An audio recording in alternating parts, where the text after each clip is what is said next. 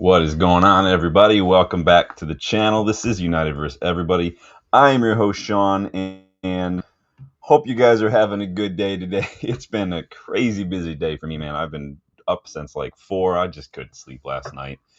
I had to go to the restroom in the middle, at 3:30, and I thought if I could try to force myself back to sleep, I could trick my bladder into going back to sleep, but that didn't happen. And as you guys know, once I'm up, I'm up. So it is what it is. But took advantage of the early get up, got my workout in early, got out onto a pitch actually this morning before it got too hot, and then I had all sorts of running around to do. So I literally just got back home like 10 minutes ago. So, but you guys know I couldn't miss this. Couldn't miss having a chance to talk about more scouting reports and sharing some exciting young up and coming players. If you haven't watched it yet, go back.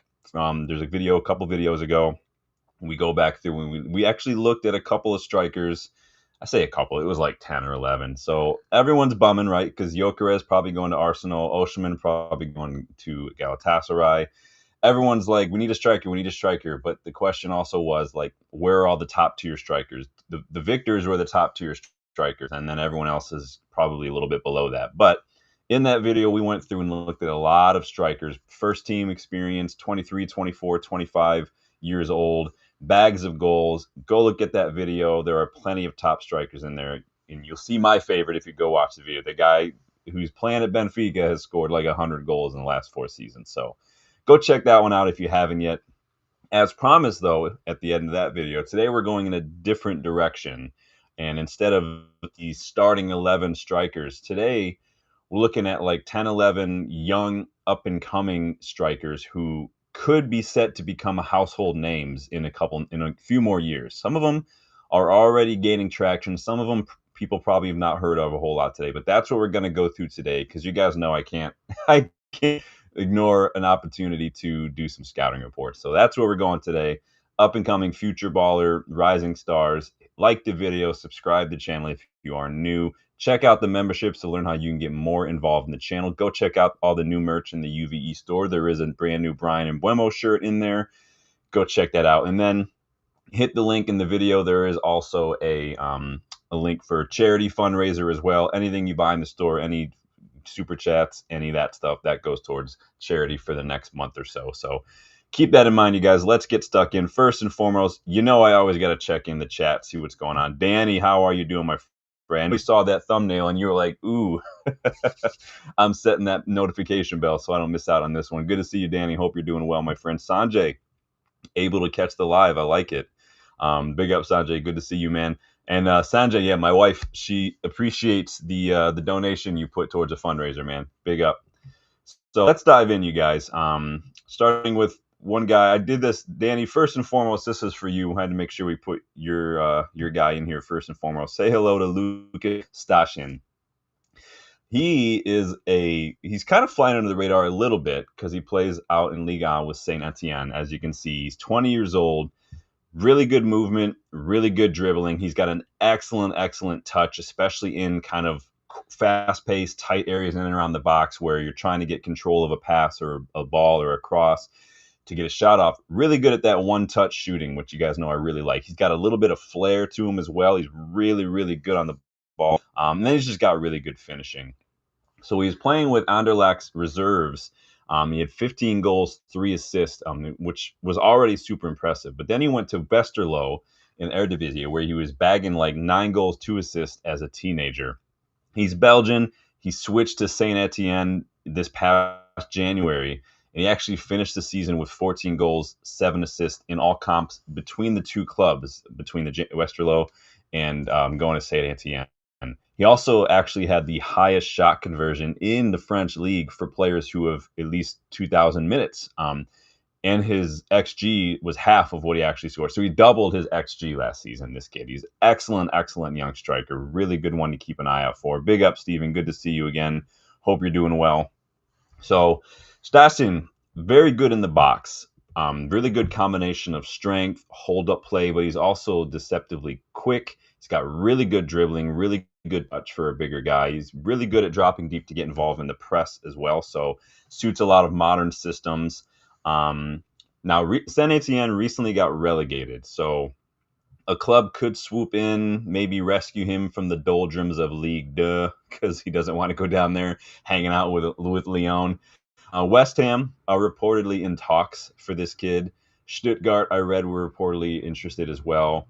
I'm seeing, like, Danny, you can confirm. I've seen this like a 19 million pound fee kind of floating around, which is a hefty fee for a young player. Let's take a look at his heat map. So you can see got a lot of touches in and around the final third. He looks like he's drifting out to get involved. Those are probably what you're going to get from balls within the channels or switches of play where he can get on the end of hold up and allow everyone else to get kind of catch up to play, which is really good. Looking at his percentiles, again, you can see more of this. He's getting top 10% for those progressive passes received. So he's getting in those good positions, receiving the ball, top 22% when it comes to non-penalty goals. And again, pressing off the ball, top 33% or so for strikers when it comes to tackles per 90. He is not afraid to get involved. Yeah, Dan, I know you mentioned him a couple times. Had to make sure we hooked you up with the first one today, but Stashin really turning heads. Big fee being talked about. West Ham look like they are going to need a striker sometime soon. I'm not sure how long Füllkrug has got at the level. I don't know what they were doing by Füllkrug when he was already like 30, 31. I don't get that at all, but Stashin kicks things off today, you guys. Let me know what you think about this kid. Everybody go add him to your foot mob list. Let's move on to that next one. Christian Kofane. So recently just went to Bayer Leverkusen, which was, remember, we actually scouted this guy earlier in the season when he was still playing in the Segunda Division in Spain with Albacete. 18 years old this kid is, but he's already looking really good with his finishing, high press, work rate, energy. He's good aerial threat. He's got really good positioning and movement and in those good areas. Now, again, we scouted him a month ago. He recently made the switch to join Ten Hag's Bayer Leverkusen, but he did impress this past season. 8 goals, 1 assist, and 20 appearances for an 18-year-old is actually, it's a really good return when you look at that. But he's all action. He's got that energetic fearlessness that you're going to get from young players. He's got pace. He's got power. Really good finishing. He's already really, really good at holding up the play, like much and linking up much better than Højlund, which, again, Højlund, I think we're all kind of over Højlund at this point. But he's also very, very fast for a bigger guy as well. So Leverkusen paid like $4.5 million for him, which was a record fee for Albacete to receive. So they're very happy about that. We were reportedly linked. If you remember, that's what sparked that earlier scouting. Here's his heat map. Look at that. Look at that giant red blob in the box. The guy is all over it, man. He's on top of it. He didn't have percentiles in FBref because he didn't play enough games. But if you look at the defensive actions for strikers, again, he does drop deep to get involved. Goals, top 20% for strikers. Very good. And I think he's only going to get better personally. But the low fee, I think, was almost too tempting to pass up for me. $4.5 million that's a really good for this guy. But we'll keep an eye on him. Maybe if Ten Hag comes calling, maybe to try to reunite with some of his former players, we can swap Højlund with this kid. Let him bring Højlund back on the list. Yeah, we did scout him a couple months ago, so it is kind of a little bit of a recap here, but he is on the list of the 10 or 11 to keep an eye out for. So let me know if you've added him to your list. Keep an eye out for him at Leverkusen. We know Ten Hag, he was a big part of bringing Højlund, the young striker, to United. Ten Hag does tend to look at youth, so maybe this kid will start to get more minutes now that he's joining Bayer Leverkusen. But let me know what you think. We are going to move on to my third guy. We're cruising, you guys. Make sure you're hitting that like button for him. Make sure you subscribe to the channel. Make sure you just do both if you want to get everybody closer to a giveaway. Remember, we are doing a giveaway if we get to 3K subs before we kick a ball to start the season. Now, season is only like 3 weeks away now, so I think we can do it, but it's not up to me. It's up to you guys. So you guys keep that in, but let's move on. Tommy Conway. So you guys know I watch a lot of Middlesbrough this past couple seasons because we're on 24/7 Hayden Hackney watch. Like, that's why we're watching Middlesbrough. But Tommy Conway, young 22-year-old striker, good movement in the box, mentality is off the charts, good on the counterattack, but he's got a really good one-touch finish. You guys know what I think about one-touch finishing. Excellent young striker. Now, a little bit older than some of the other ones on the list, but he's still young as far as strikers go. Let me go back here. So he's kind of getting all over the place. This is that high energy just you're going to get from these young players. Middlesbrough, they kind of tapered off towards the end of the last season, but Ian Nacho was there on loan. They didn't exercise a loan. This guy's probably going to be pushed to the front, but he gets more involved in kind of setting up for Iheanacho. He was almost as like a second striker, almost almost even like a 10 or a 9.5 if you want to go that route. So he was kind of charged with coming on, helping Iheanacho get some goals. You could see the pass completion, the carries, touches, progressive. Like he's in charge of doing that, but his non-penalty XG was very, very good. So he moved to Middlesbrough from Bristol. He got 12 goals in 2020-23 and 12 goals in 23-24 season. He also had a couple assists as well. Last season, though, definitely upped his game. He bagged 13 goals, 1 assist. Doing very, very good. Put him 6th in the championship for goals, 9th in the championship for goals per minute last season. I like this kid a lot. He's mobile, good movement, likes to play off the shoulder defenders. Think of like Jamie Vardy or like an Ollie Watkins type player when it comes to this kid. But his mentality and his leadership are what stand out to me as well. He's been praised by coaches, managers, other people who just rave about the kid's mentality, the leadership he possesses for such a young guy. But it looks like he's set to lead the line for Borough now because, like I said, Iheanacho's loan move ended. Conway's recently been seen rocking the number 9 shirt. So last season he had a 22. This season I think there were some photos of him in like some training gear or something where he's wearing the number 9. So it looks like they're kind of working to make him the main guy at Middlesbrough. They almost made a late push for promotion. Again, tapered off there at the end, Middlesbrough. It is what it is, but we could easily see his kid's name all over the rumor mill next season, man. He's a very, very good player. Debasi Welcome says this Conway is my guy. Yeah, I like Conway a lot. I think he's going to be one of those just quintessential style players. Danny says Costulas. Yeah, I remember we did a little bit. Charlampos, right?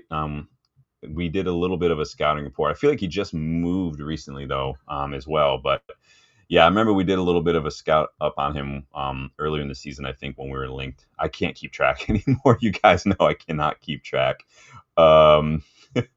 Debasi says, have been following him since 2022. Big up, Debasi. See, you're learning, man. I like it. I like having my fellow scouts here as part of the UVE community. I learn about new players. You guys get to learn about new players. It's awesome. Danny says, is he worth buying him? Hackney double deal. It's going to be hard to get him out of there, probably. But if you only get one player from Middlesbrough, it's definitely going to be Hayden Hackney. I think he suits us what we need to a T, personally. So, but we'll see. I think Conway's on his way to becoming like one of the next kind of like Gyokeres at Coventry, and then you had Chuba Akpom doing his thing at Middlesbrough as well. I think that this could be another one that's coming out of the if Middlesbrough get promoted, similar like the Joel Perreault kind of a situation where they're just like Jamie Vardy was when Leicester got promoted. So I like Tommy Conway a lot, though. You guys let me know what you think about him. Let's go on to my next player here. I mean, this is one most of us will probably know and probably a little bit more familiar with, but it's definitely worth putting on the list, and that's Conrad Harder. Obviously, Sporting Lisbon's young striker, 20-year-old, kind of came in and rotated with Gyokeres a lot last season, coming on and doing the dirty work late on in the matches, 15, 20 minutes here and there. Another good off-the-shoulder kind of striker. He's got good runs, good timing, excellent work rate. He presses. He's just a team player. The kid just knows what he's doing. He's not rushing in. He's not trying to force anything. He says, this is my role. I know what my role is. But he's already getting a lot of first-team minutes. 7 goals, 1 assist in his final, in his first full season. His final season at FC Nordsjælland. But he joined Sporting kind of midway through the Nordsjælland season, so that would have been summer.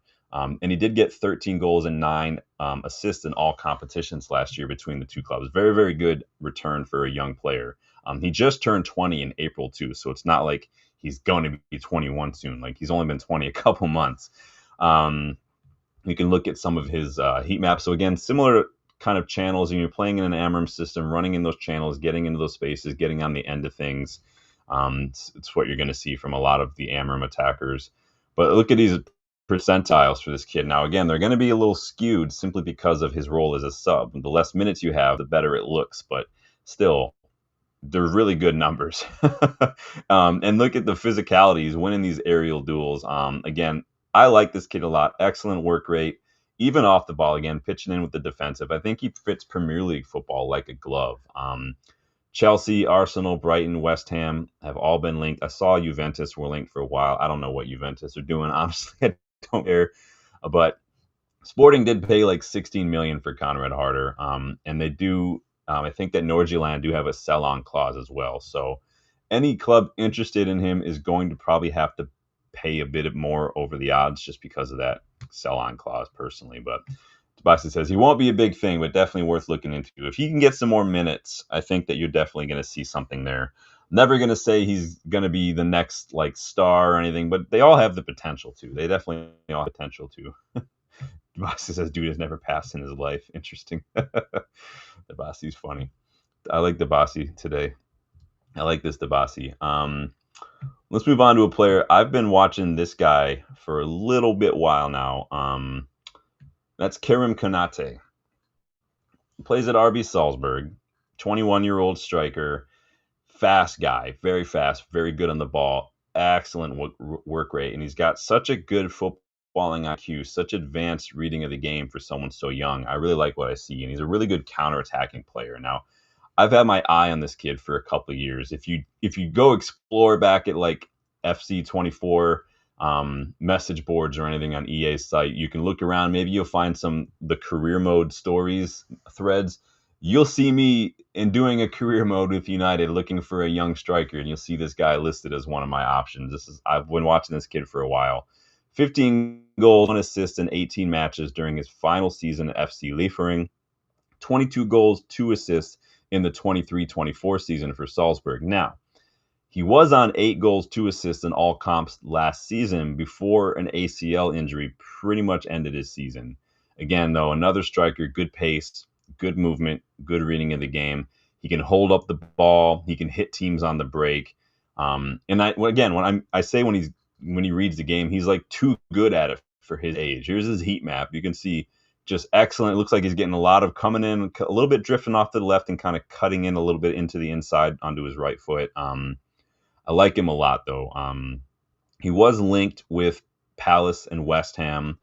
Roma, I read, were interested as well after they already kind of raided Salzburg for Lucas Gornaduath. Remember that kid? We talked about him several months ago. Inter were watching him closely up right until his injury. And I saw like a £22 million price tag going on up there. Now, he's still a little smaller. He can get bullied a bit, but he's young and he still will grow. And so I'm not going to worry too much about that. We'll see what he's about when he gets back from this injury because it's going to take time. But I think anybody interested in him is going to want to wait to see how he recovers from this ACL issue because that was a big one. Yeah, Mika Biereth. I know everyone's all over Mika Biereth right now. Dabasi says, I know him. He has good pace. Yeah, I think he's excellent. Like, he's just one of those counterattacking, man. He would suit Aston Villa, I think, to a T, the way Aston Villa play a lot. He would suit us. He could suit Liverpool, too. I think he'd be good at Liverpool. Not that I want them to be good, but whatever. I like the kid a lot. I think he's got something there. It's just a shame the injury kind of hurt. It's the same with Eleni Kenna, who I mentioned the other day. Another young player I've been watching for a while. But alas, injuries are going to happen. It's elite sport. It's the nature of the thing. So, yeah, he's got. Now, it's a matter of Dabasi. It's a matter of how many aerial duels you go for. Because let's say you go for 50 and you get 29%, but you go for 10, you get 20. It's very different. So it's really going to depend. But I like the kid a lot. We'll see what happens when he comes back from his injury. But we do want to see what he can be all about once he's fit. So he's still got some room to grow. Again, like I said, he still gets a little out physical at times, but he's not the biggest dude. We'll say that, but I like him a lot. So speaking of biggest dude, we can go from the opposite end of the spectrum here and take a look at Andrew Bani. So 8 goals, 7 assists in 23-24. Bit of a dip last season with just 6 goals and 4 assists, but Inter Milan clearly saw something in this kid. They spent $19 million to bring him in. 20 years old, good physicality, excellent pace, good movement. Now, when I say movement, I know I've said that quite a bit. When I say movement, you'll see that there's a differentiation here between pace and movement. Movement is more to me about timing and positioning and reading of the situation, finding space in tight areas. That's what I mean when I say movement. Pace is pace. That's just the way it is. But this kid's got, because he's a big physical guy, hold up play is good presence. He's actually really good on the ball for such a big guy. He's versatile. He can drift wide too if he needs to. He can press off the ball. He gives me just old school number 9 vibe. So you can see a little bit about the way he was playing last year is at Parma. Kind of getting all over the place. Gets a lot of the ball right in that middle third area. Energetic, strong. I've seen him compared to like Marcus Thuram or even Lukaku at times as well. That kind of profile as well. I don't watch a ton of Parma, so I'm not going to pretend like I watch a ton of Parma, but I've watched enough of this kid to see what he's about. But he's really developed quickly this year. A lot of watch Serie A, highly rate him a lot. We'll look at his numbers a little bit. I think he's got everything, like in terms of your player profile, to make it in like the Premier League, some of physical leave. But again, Inter Milan won the race. He will spend some time too learning from Marcus Thuram, Lautaro Martinez, and kind of rotating in and out, which I think is what you want from young strikers. It's what we should have done with Højlund, but it is what it is. I digress. The box looks like a tank. Yeah, a lot of people really, really highly rate on Giovanni. Danny says would have been a cheap gamble. Yeah, again, these are the young strikers. These are the young up-and-comers, the guys you get when you've already got, a 26, 27, 28-year-old striker at the club, and you maybe need someone to come in and rotate and develop. These are the guys you look at. So Debate says, well, we certainly can swoop in. You won't get chances when Lautaro is injury-free. Well, they paid a hefty fee for him. They paid $19 million for him, and they literally just got him. So I don't know how realistic it would be, but I think he's got everything to someday be at that top level if he gets the right coaching, the right development, the right minutes. I wouldn't be surprised to maybe see him go out on loan midway through the season if both Thuram and Lautaro are staying fit. I know Inter kept someone else too. I can't remember now because Inter were linked with Højlund as well. So maybe they just went for this guy a bit. So when he again, yeah, he had a little bit of a dip last season, but still 10 goals, and as a youngster, I'm not going to sneer at that. That's a pretty decent return in today's modern game. So don't expect too much from a lot of the youngsters. A lot of these guys are not starters. They're not getting as many minutes as the guys we spoke about the other day. And so, yeah, that will impact their goal output.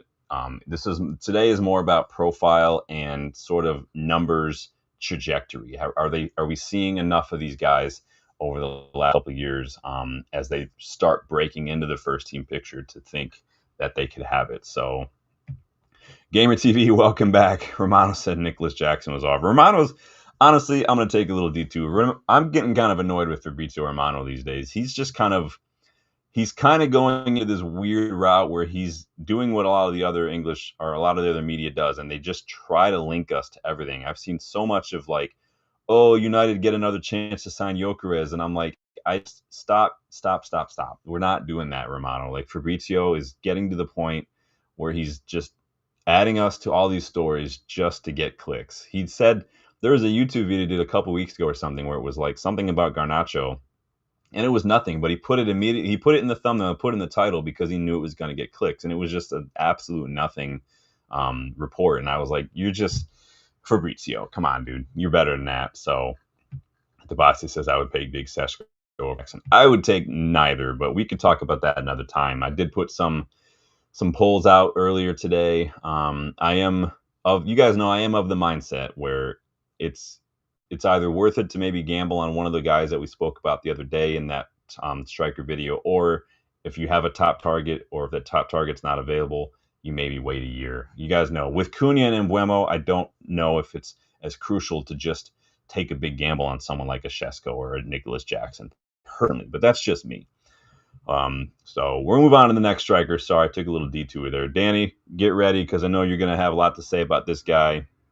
Santiago Castro. I like this guy a lot, actually. 7 goals and 1 assist in his final season at Vélez Sarsfield in 2023. Pitched in 10 goals, 7 assists in all comps last season at Bologna. Very good. I've seen him compared to Lautaro Martinez, another Argentinian striker. Castro, again, he's fast, good movement, good finishing, good link-up play, good work rate, good passing range too. He's actually really good on the ball as well. I really like that from him. He plays off the shoulder defenders too. He's good at finding space, good at timing his runs. Again, there's that movement I'm talking about. I think he could do, Danny, with improving a little bit physicality. I think he can be muscled off the ball a little easily, but this is where he's going to do a lot of his damage. As you can see, he's getting the ball in like middle third, but he's also contributing to the build up and the chance creation. But you can see he gets a lot of touches in the box too. Numbers not like the numbers don't look as good, I'll admit, but I always put him on here because I like to be transparent. But you can see because he's getting the shot creating actions, because he's got that pass completion, and he's just recently joined Bologna pretty much to take over from Joshua Zirkzee. That's just going to be his role for now. He's still very, very young. So good defensive numbers. Again, 67 percentile when it comes to overall defensive actions, which shows you he's willing to track back. He's willing to contribute to a high press. He's willing to put in the hard work off the ball.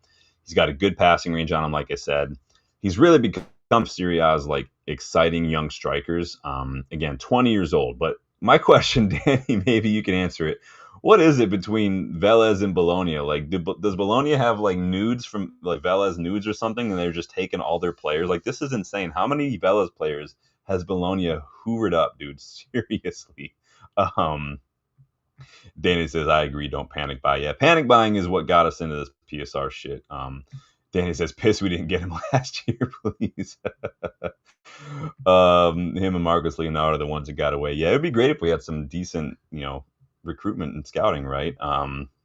At this club. So, but I like this. I mean, there's like a straight pipeline from Velez to Bologna for a lot of players, a lot of whom United have been linked to in the past too. But keep looking out for this guy. I think, as you can see, a big part of his heat map, a lot of touches inside the box, and he's very dangerous inside the box. 6 of his goals in the league last season were all from inside the area as well. So keep an eye out for him. He's already getting looked at by some other big clubs in Italy. I've seen Villa, Newcastle, West Ham all linked with this kid as well.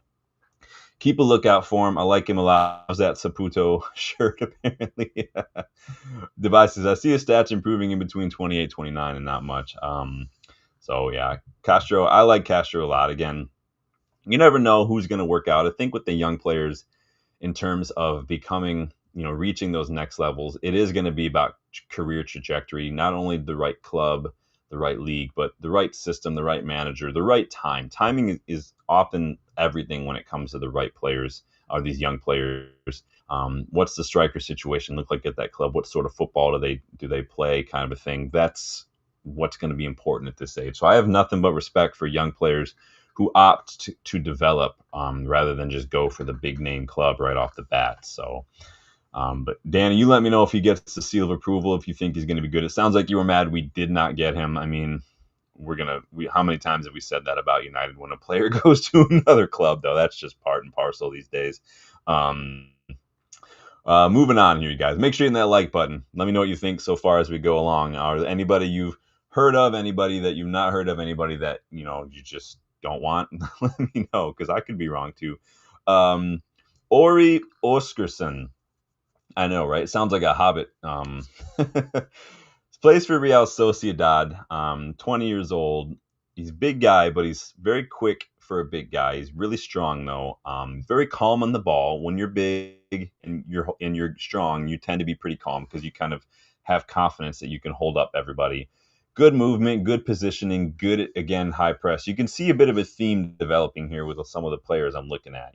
The high press is a big key, energy, work rate, a lot of the good movement, good position. I'm looking at players who, even at young ages, are already looking like they know what they're about. But he's a good physical player, hardworking, very good at holding up the ball. I think he's really going to become a standout for Sociedad next season. He's already got 7 goals this season. Now, the problem with him this season is he got a couple injuries. So he picked up a knock while he was on Iceland duty back in November. He missed a bit of football. And then he got a hamstring issue back in May that pretty much ended the season, similar to what happened to Zirkzee, right? But in 23-24, which was his final season at FC Copenhagen, he had 15 goals, 6 assists in all comps. which is excellent for a teenager. Let's be honest. Again, surprisingly quick for a big dude. Great first touch. I really like the first touch on this kid. Good instincts at reading the game. Good intelligent movement in the box. Watching him play reminds me a little bit of Erling Haaland a bit, the way he sort of plays. Maybe like an old school Lewandowski as well, maybe like a Dortmund Lewandowski. But he's a mentality monster.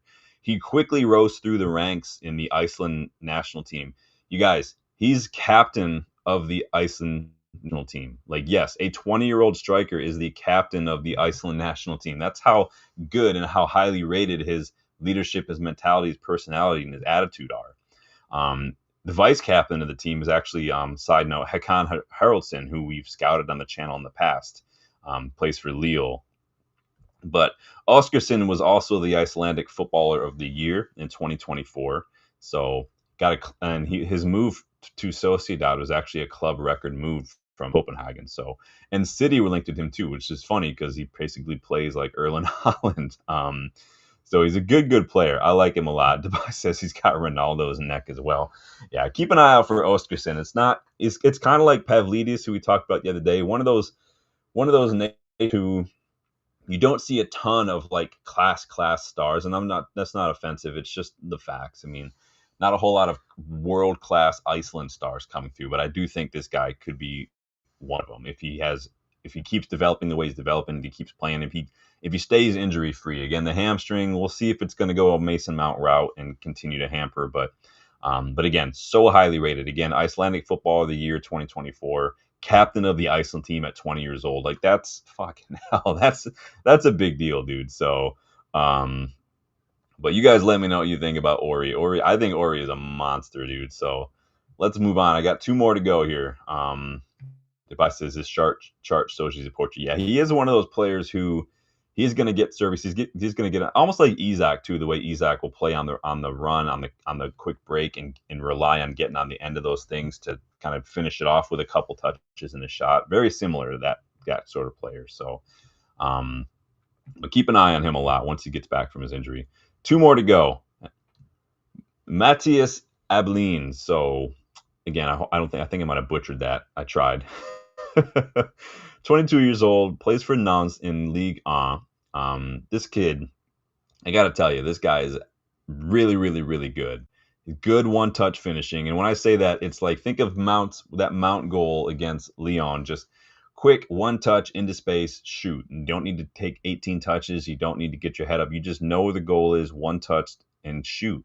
This kid's got it. He's got good positioning, good timing, really good on the counterattack as well. I like what I see from him a lot. All over the place, getting involved, different phases of attack, a lot of touches in and around the box as well. Again, another player who's super comfortable in the box, but also able to drop deep in those wide areas to get involved. But 8 of his 9 league goals were all from inside the box. So again, we'll call it like this in terms of being a poacher or not. Really stepped up after being handed more of a prominent role last season. 11 goals, 2 assists in all comps is a big progression from his previous seasons. Again, dropping deep, getting involved, carries, take-ons, really good for a young player. I like what I see there. He just wants to see the ball. Abene.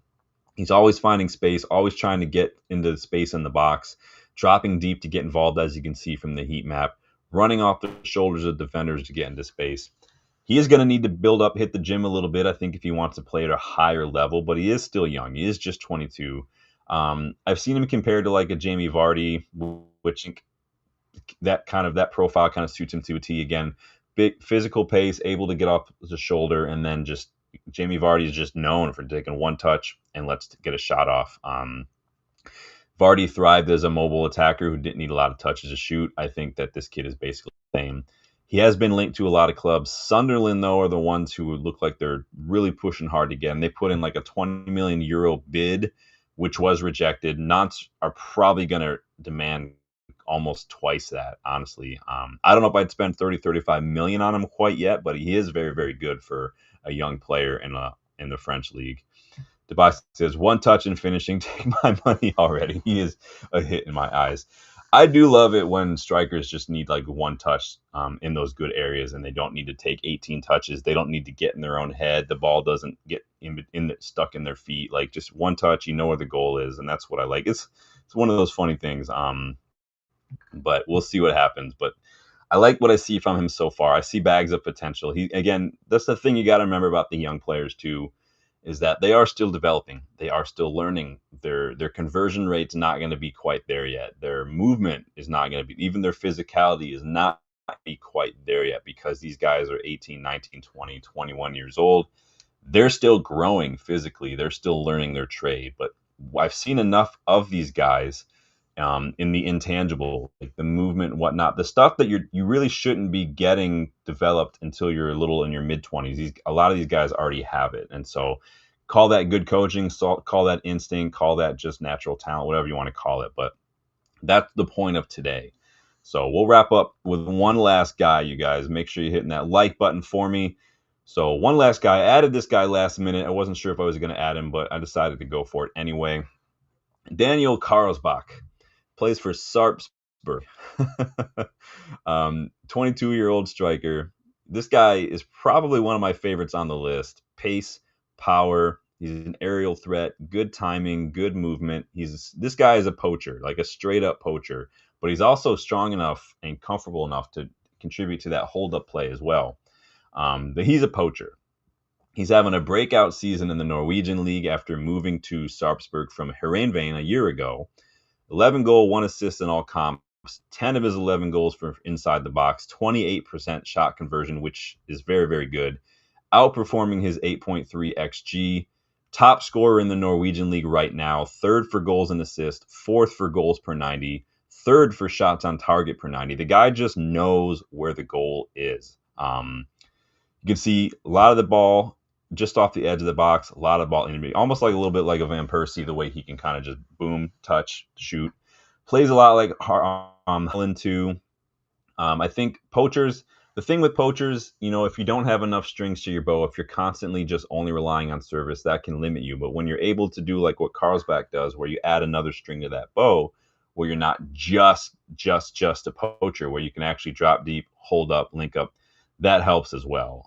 But you never know. If he keeps it up, Salzburg aren't going to be able to reject more bids for that long. People are already interested in him, but they only paid like $500,000 for this kid. So it's not like it's going to take much to get him out. A couple million is worth a punt, in my opinion. I mean, is it worth a punt? I do love a poacher.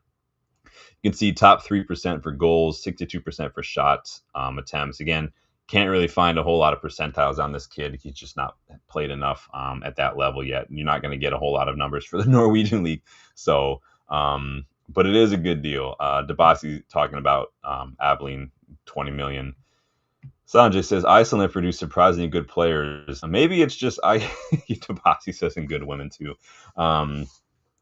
Maybe it's just I don't watch a whole lot of Icelandic football. I'm struggling to think of a whole lot of Icelandic footballers that stick out in my head. Maybe you guys can help me out then. I can't think of any.